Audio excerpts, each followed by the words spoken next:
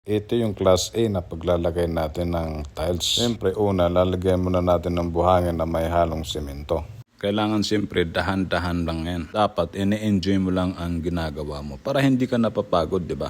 At sa ganun ay maganda ang gawa mo at nagugustuhan ito ng imong boss. Ito naman yung mga buhangin na nilagay natin kanina.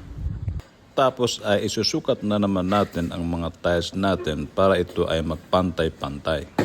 Hindi ko lang maintindihan at binabakbak na at hindi ito nababasag. Siyempre makulit tayo kaya tinanong natin si skilled worker paano ang ginagawa niya.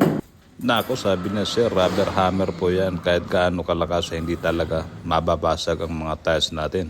Ayun, iisa-isahin talaga ilalagay muna ang mga tiles natin.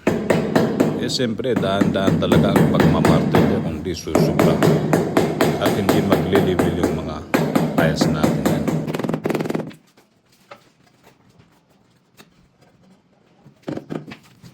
Tapos, ang gagawin na naman natin ay bubuhusan natin ito ng purong-purong simento.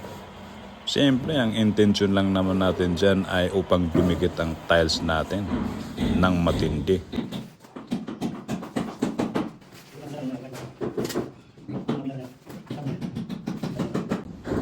Siyempre, hindi mo na itatanong ay bubuhusan talaga natin yan ng tubig. Kanya no, paano naman didikit ang simento sa baba at ang tiles natin kung ang buong simentong nilagay natin ay hindi basa, di ba? Dahan-dahan lang po yan mga kapatid, para ka lang nagdidilig ng halaman. Tapos ang last na tira natin upang ito ay mas lalong dumikit ay lalagyan natin ng tinatawag nilang tile adhesive. Ito parang braid lang na nilalagyan ng palaman mga kapatid. Yan o, i-arrange natin dyan ang ating tile adhesive.